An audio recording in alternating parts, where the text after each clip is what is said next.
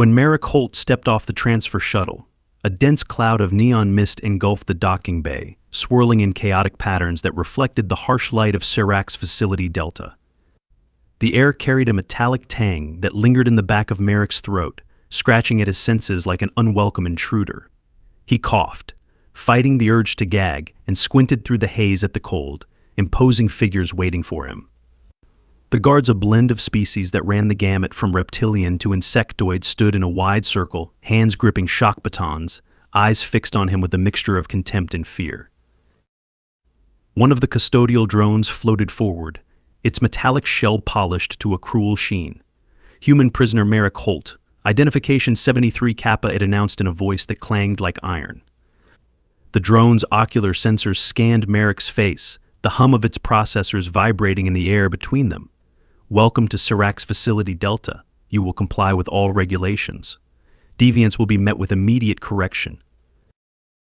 Got it, Merrick said dryly, flashing a wide grin that exposed far too many teeth. Immediate correction, you say? Sounds efficient. I'll make sure not to step out of line. No one laughed.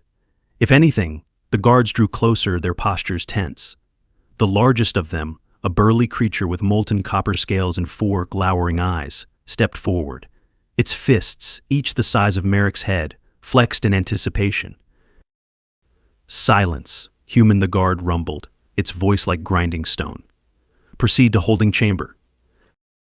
For a moment, Merrick thought about pushing back just to see what would happen, to test the limits of this alien institution's patience. But the pulse hammering in his chest reminded him that this was no place for impulsiveness, not yet. He shrugged, feigning nonchalance. Lead the way.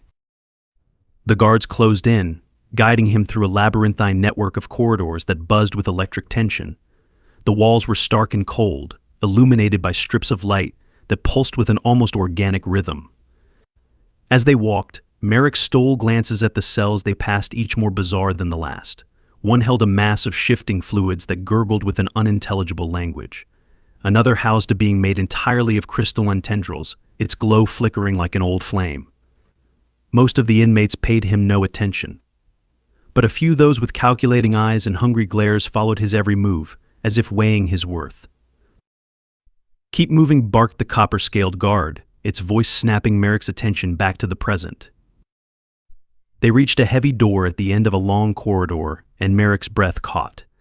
There was something final about this moment, as though crossing the threshold meant leaving behind every hope of escape or redemption. He glanced at the copper-scaled guard, who sneered. This is your new home, human. Don't get too comfortable. The door hissed open, and Merrick stepped inside. It slammed shut behind him with a resounding thud, sealing him in darkness. He waited, straining to hear anything over the pounding of his heart. Slowly, dim lights activated, casting a dull glow over the sparse chamber. There was a slab that passed for a bed, a barely functional waste unit, and walls so thick that any sound beyond them was swallowed whole. Merrick exhaled shakily. Well, this sucks. From the shadows, a dry chuckle echoed. You have no idea. Merrick spun around, muscles coiled. A figure stepped into the light, a tall man with piercing blue eyes and hair that might once have been neat. He wore a tattered uniform bearing insignias that seemed relics of a forgotten era. The man's gaze was sharp, but there was a haunted quality to it, as if he'd seen more than anyone should. Name's Garrick, he said, extending a hand. And welcome to the reason humans get their own cells. Merrick hesitated, then took the offered hand. Garrick's grip was strong, but his skin felt cold. You say that like it's supposed to mean something. Garrick's lips curled into a smile that didn't reach his eyes. It will, soon enough. Merrick barely slept that first night. Cerrax was loud in its silence, a place where dread hung thick, pressing on him from all sides. The next day began as abruptly as the first ended. A siren blared, announcing the start of the prisoners' rotations. Garrick, already awake, tossed Merrick a bundle of gray fabric. Change quickly, he said, his tone sharp but not unkind. Miss a rotation, and the guards take it as a personal insult. Noted, Merrick replied, slipping into the coarse jumpsuit. This place really knows how to make a guy feel special. Garrick snorted. Don't worry. You'll get used to it, but there was something in his eyes, something brittle that suggested otherwise. The morning routine was brutal. Guards barked orders, prisoners shuffled through their tasks, and the air crackled with tension. Merrick quickly realized that Cerrax was more than just a prison, it was a powder keg. Inmates jostled for power, species clashed over petty grievances, and every interaction felt like it teetered on the edge of violence. The guards, for their part, seemed content to let the prisoners tear each other apart so long as order was maintained. It was during the midday meal that Merrick's introduction to the unspoken rules of Cerrax came to a head. The cafeteria, if it could be called that, was a cavernous room filled with long metal benches and the acrid stench of processed rations. Merrick found an empty spot and began to choke down the beige slop they called food. The texture was somewhere between glue and regret. He'd barely swallowed his first mouthful when a shadow fell over him. Merrick glanced up to see a Thrixian, a towering insectoid species looming above him. Its carapace shimmered with an iridescent green, and its mandibles clicked with a barely controlled rage. The creature's voice was a low hiss, each word dripping with venom. "You sit where Ralox sits," it spat, spraying droplets of saliva. Merrick raised an eyebrow. Didn't see a nameplate. The room went silent. Conversations died and eyes turned toward the brewing confrontation. Some inmates leaned in, whispering, while others watched with expressions ranging from amusement to dread. Ralox's multifaceted eyes burned with malice. Ralox does not ask twice. "Good thing," too, Merrick said, forcing a smile. "I hate repeating myself." The Thrixian's arm lashed out a blur of motion that should have left Merrick crumpled on the floor. But Merrick wasn't like most of Cerrax's prisoners. He ducked, the strike whistling over his head, and delivered a quick jab to Ralox's midsection. The insectoid staggered back, more out of surprise than pain. Merrick knew he was in trouble. This wasn't a fight he could win, not in the conventional sense. But he wasn't here to win. He was here to send a message. Ralox roared, lunging forward with a series of brutal strikes. Merrick dodged, weaving through the onslaught with a mix of desperation and training born from years of survival. The room erupted into chaos, prisoners cheering, guards shouting, and the metallic thud of fists against flesh. In the end, it was the guards who intervened, shock batons flaring as they dragged Merrick and Ralox apart. The Thrixian hissed, its rage undiminished, while Merrick struggled to catch his breath. Garrick met him at the cell later, shaking his head. "You really are an idiot," he said, though there was a hint of admiration in his voice. Merrick grinned through split lips. "They'll think twice next time." "Maybe," Garrick said, his expression hardening, "or maybe you've just made yourself a target." He was right, of course. Over the next few days, Merrick felt the weight of every gaze in Cerrax, some curious, others calculating. He was marked, but he refused to let fear take root. Humans, he realized, were a puzzle to the galaxy. Some saw them as fragile, others as dangerous, but the truth was far more complicated. Humans were adaptable, resilient, and as Garrick often reminded him, they refused to be tamed. One evening, Garrick approached Merrick with a gleam in his eye. "There's something you need to see," he said, his voice low, "a reminder of why we're kept apart." Merrick followed him through the twisting corridors, avoiding guards and prying eyes. They arrived at an observation chamber overlooking a large courtyard. In the center stood a lone figure, slender and shimmering like liquid silver. Merrick recognized it instantly, a Jorvian diplomat. Such beings rarely found themselves in places like Cerrax. "What's a Jorvian doing here?" Merrick whispered. "Lyrax's latest game," Garrick said grimly. "And you, my friend, are the piece he intends to move." Merrick stared at the Jorvian, understanding dawning. "This isn't just about me, is it? It's about what humans represent." Garrick nodded. To them, we're chaos, unpredictable, dangerous. Merrick's jaw tightened. Then it's time to show them just how dangerous we can be. The days leading up to Merrick's encounter with the Jorvian were marked by an uneasy calm that settled over Cerrax Facility Delta like a suffocating blanket. Guards patrolled with heightened vigilance, their eyes narrowing whenever Merrick came into view. Prisoners moved with wary energy, As though anticipating the storm they all felt brewing. It wasn't long before the storm found Merrick. The invitation came in the form of two heavily armed guards appearing at his cell door. Without a word, they shackled him and led him through the twisting corridors of Cerrax, their footsteps echoing off the metal walls. They marched in silence, the oppressive tension building with each step. Merrick's pulse quickened. He was no stranger to this routine. Whenever a guard approached with that particular glint in their eyes, it meant trouble, usually the kind that ended with bruises or worse. But this time, things felt different.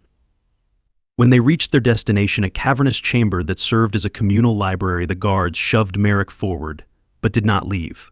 They took up positions by the door, weapons at the ready. Whatever was about to happen, they intended to witness every second of it. The Jorvian diplomat stood at the center of the room, its silvery skin catching and refracting the harsh light. It looked fragile, almost ethereal, but Merrick knew better than to trust appearances. He'd heard tales of Jorvians bending the wills of planetary governors with a few well-chosen words, of them turning empires against themselves. He knew he was being tested, though he wasn't entirely sure what for. Human, the Jorvian spoke, its voice melodic yet cold, like a song played on broken glass. We meet at last. Merrick tilted his head, masking his nerves with a smirk. What, no handshake? No diplomatic pleasantries? The Jorvian's silver eyes flickered. Pleasantries are a luxury Cerrax does not afford. I have waited to meet one of your kind. You are curious creatures.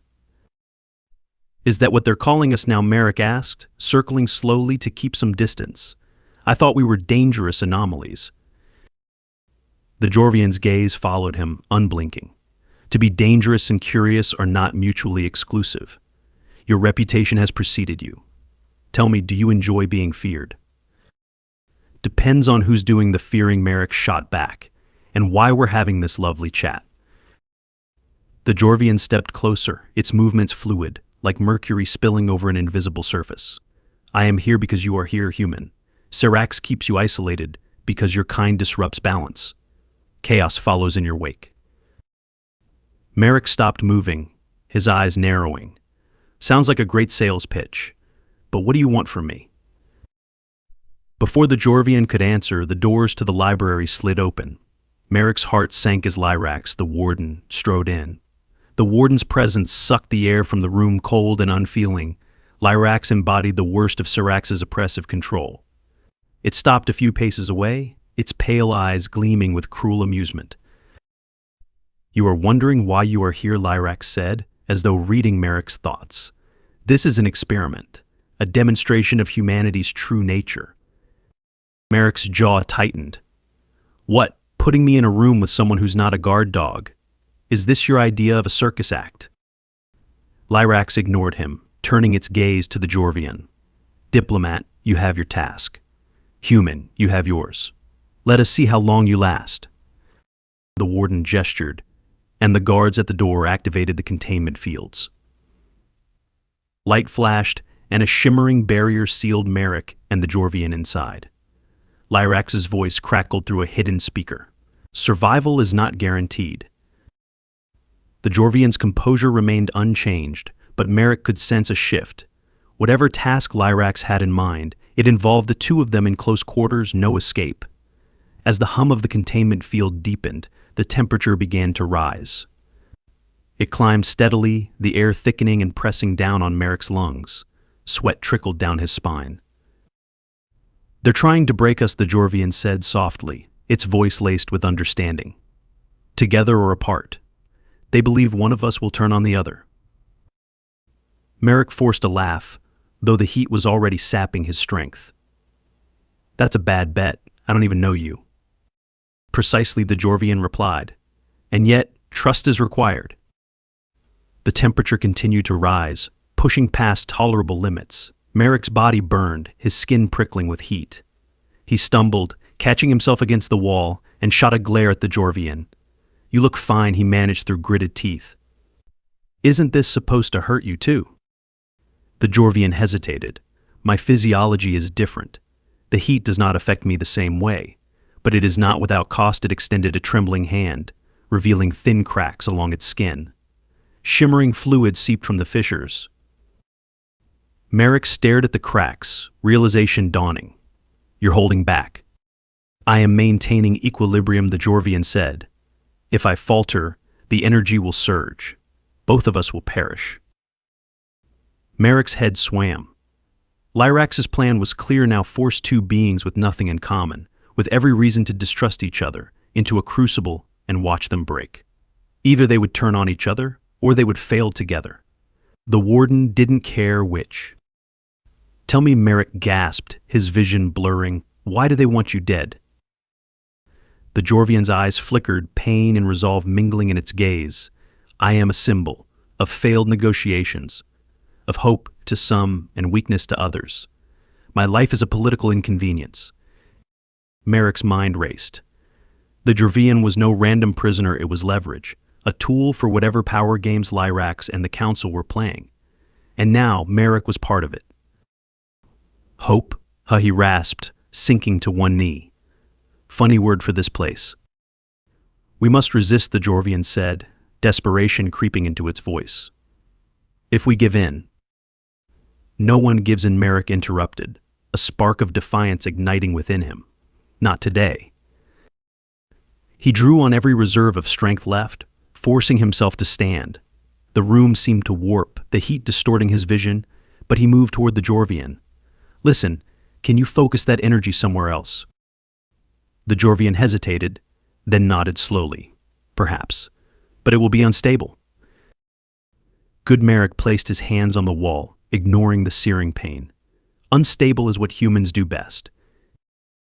Together, they concentrated, Merrick pounding the walls, shouting curses at Lyrax and the galaxy, while the Jorvian pulsed with energy.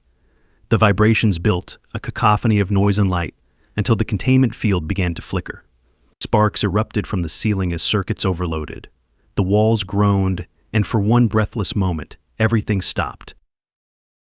Then the containment field shattered, and chaos erupted. Guards poured into the library, their weapons crackling with suppressive energy. The Jorvian sagged, its silvery skin fracturing further. Merrick grabbed its arm, dragging it toward cover as bolts of energy struck the floor around them. His mind raced, searching for a plan, any plan.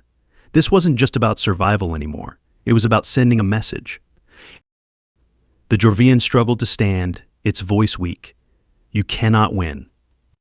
Merrick grinned through the pain. Winning's not the point. With a final surge of effort, he hurled a piece of shattered metal at the nearest guard. It hit its mark, shorting out the guard's weapon. The chaos escalated as more prisoners, sensing an opportunity, joined the fray. The guards struggled to regain control, their ranks breaking under the wave of desperation and rage. Through the confusion, Merrick locked eyes with Lyrax, who watched from an observation chamber above. The warden's expression was unreadable, cold, calculating, but perhaps shaken. Merrick met its gaze and lifted his hand in a mock salute before disappearing into the crowd. Later, back in his cell, Merrick collapsed onto the slab that passed for a bed. Every inch of him ached, but he was alive. The Jorvian had been taken away, whether for interrogation or worse, he didn't know. But their defiance had sent a message. As Garrick appeared in the doorway, his expression a mix of worry and approval, Merrick managed a weak smile. Didn't think I'd make it, did you? No, Garrick admitted, stepping inside. But you did, and now things are different. Different how? Garrick leaned closer, his eyes hard. They're afraid of you now, of what you might do, of what we all might do. Merrick closed his eyes, exhaustion washing over him. Good. In Cerrax Facility Delta, fear was a weapon, and for the first time, Merrick realized it was one he could wield. The aftermath of Merrick's defiance spread through Cerrax like wildfire. It wasn't just the spectacle of him and the Jorvian breaking the warden's test that fueled the whispers, it was what it represented. In a place built on rigid control, where hope was rationed and rebellion was thought futile, something had shifted. Eyes that once glanced at Merrick with suspicion or dismissal now followed him with a mix of wariness and cautious respect. Humans, it seemed, were no longer anomalies, they were possibilities. But possibility was a double-edged blade. The guards' patrols doubled. Merrick's movements were tracked more closely than ever. Every time he stepped out of his cell, he felt the weight of unseen eyes pressing down on him, waiting for him to slip. "They're pushing you," Garrick said one morning as they walked the yard, a cracked expanse of gray stone surrounded by electrified walls. "Trying to make you react. Lyrax wants an excuse to break you." Merrick nodded, his gaze fixed on the horizon where jagged peaks framed the dull sky. "Let them try." "It's not just about you anymore," Garrick said quietly. "You've become a symbol, and that means you have to be smart." Merrick didn't answer. He knew Garrick was right. The uprising in the library had been a moment of defiance, a flare in the darkness, but now the real challenge loomed. It wasn't enough to resist, they needed to find a way to win, to change Cerrax, not just survive it. Their conversation was interrupted by the arrival of a group of prisoners, members of various species who had begun to gravitate toward Merrick. There was Zira, a wiry Malkori with quick fingers and a penchant for mischief, Boral, a hulking Olnari who spoke little but watched everything, and a handful of others whose names Merrick had barely learned. The group formed a loose circle around him, their postures tense but determined. "We heard what happened," Zira said, her voice low but urgent. "What you did with the Jorvian. It's got everyone talking." Merrick crossed his arms, leaning against the yard's cracked wall. "Good. Let them talk." "Talking isn't enough," Boral rumbled, his deep voice vibrating the air. "They're afraid of us, but they still hold the power." Zira nodded, her dark eyes glinting with intensity. "We need a plan. Something bigger. You've seen how they treat us. The tests, the isolation. They're breaking us one by one." Merrick listened, the weight of their words settling over him. For so long, survival had been his only goal. But now, standing in the yard with these desperate, hopeful faces turned toward him, he felt something else, a responsibility he hadn't asked for, but couldn't ignore. "What about the Jorvian?" Zira asked. "Do you know where they took it?" Merrick shook his head, frustration tightening his chest. "No, but we need to find out." "The Jorvian was part of Lyrax's game, and if we can turn their game against them, maybe we stand a chance." "Easier said than done," Garrick interjected. "Lyrax isn't stupid. Whatever they have planned next, it's going to be worse." "Then we outthink them," Merrick said, his voice hard. "We make them react to us." Zira grinned, a dangerous edge to her expression. "I like the sound of that." The next week was a blur of clandestine meetings, stolen whispers, and carefully laid plans. Merrick and his growing circle of allies worked tirelessly, using every scrap of information they could gather. They mapped out guard rotations, identified weaknesses in the facility's infrastructure, and developed a network of signals to communicate without drawing attention. The key, Merrick realized, was unity.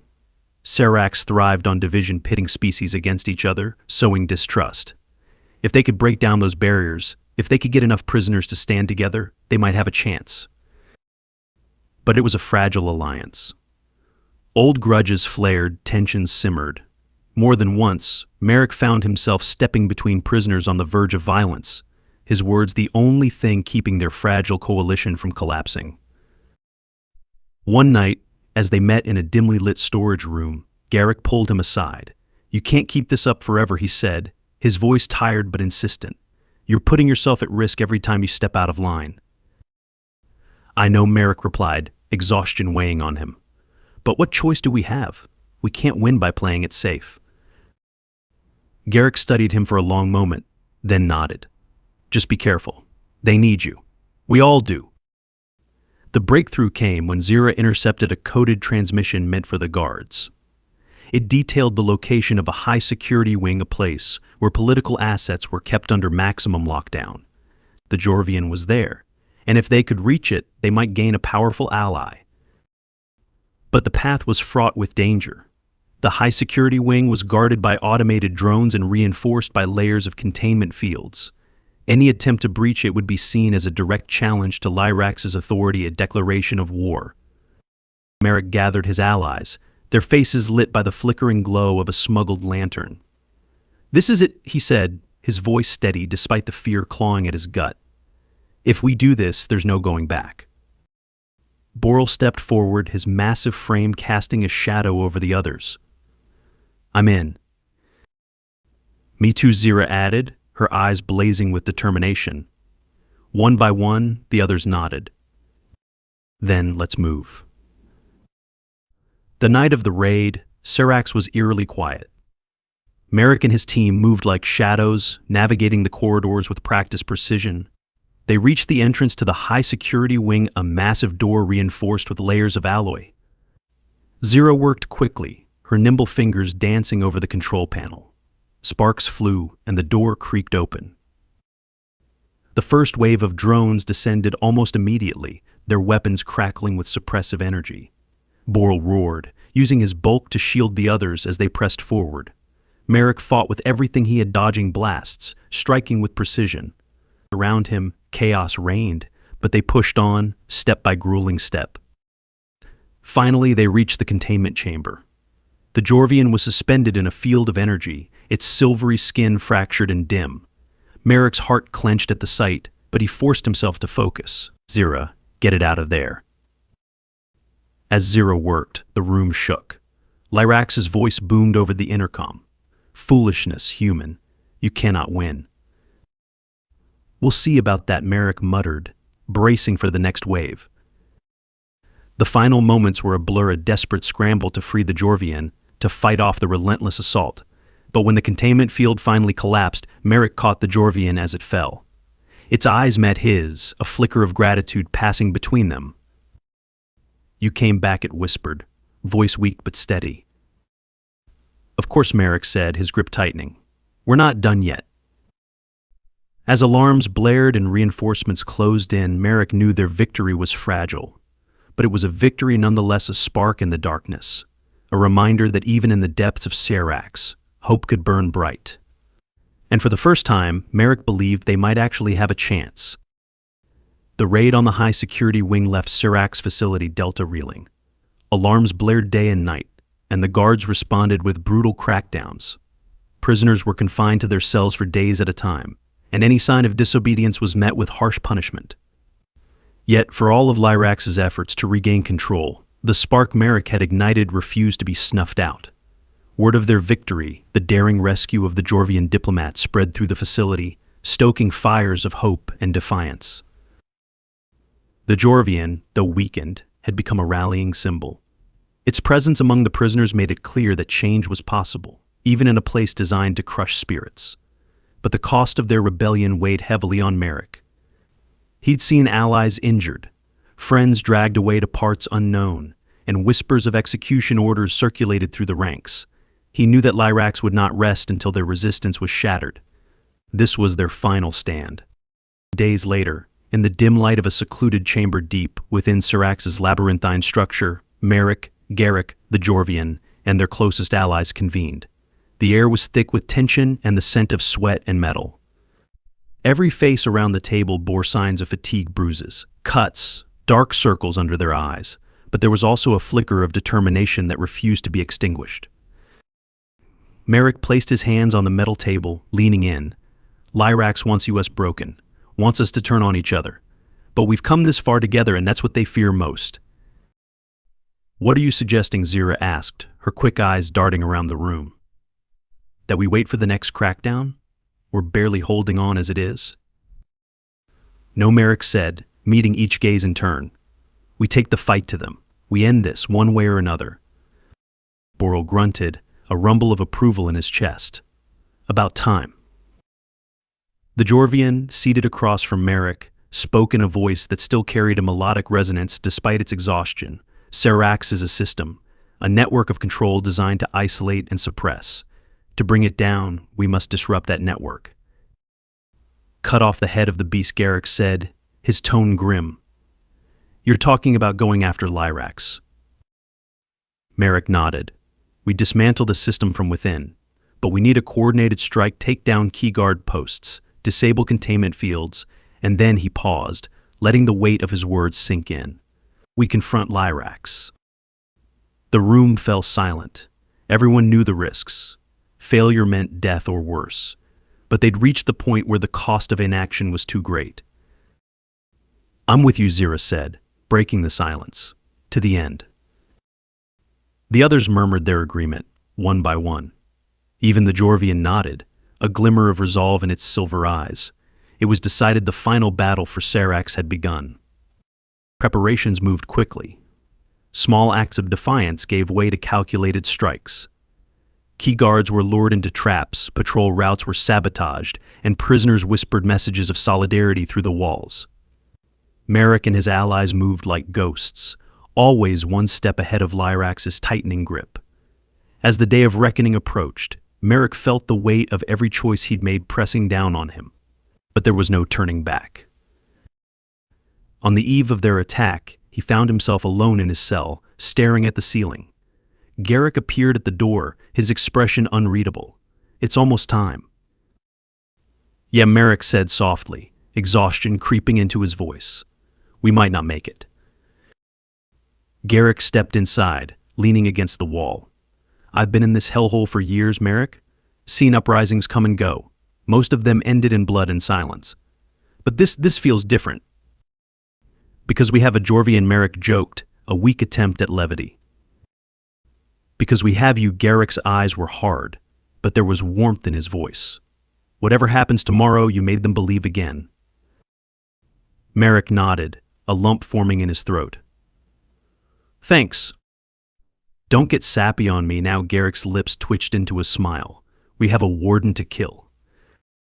The next morning, the facility erupted. It began with a power surge and overload triggered by Zira and a group of saboteurs who'd infiltrated the control grid. Containment fields flickered, doors malfunctioned, and chaos spread like wildfire. Guards scrambled to restore order, but their numbers had been thinned by weeks of sabotage. Merrick led the charge through the main corridor, flanked by Garrick, Borrell, and a dozen other prisoners who'd sworn to fight to the end. Explosions rocked the facility. Automated drones descended from the ceilings, their weapons spinning. Borrell roared, smashing one to pieces with his bare hands, while Merrick ducked and weaved through the onslaught, directing his allies with precise movements. Every step they took was earned with blood and sweat. At last, they reached the heart of Cerrax, the control chamber where Lyrax waited. The warden stood atop a raised platform, its pale eyes glowing with cold fury. Surrounding it were guards armed with suppressive weapons, their expressions grim. Lyrax's voice echoed through the chamber, amplified by speakers. "You dare challenge me here, human? In my domain."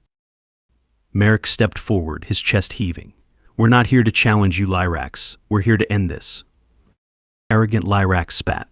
"You cannot comprehend what you fight against. Cerrax's order. Without it, you are nothing but chaos."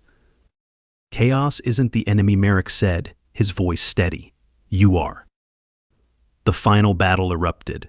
Prisoners and guards clashed in a desperate struggle, the air thick with smoke and the stench of burning circuits.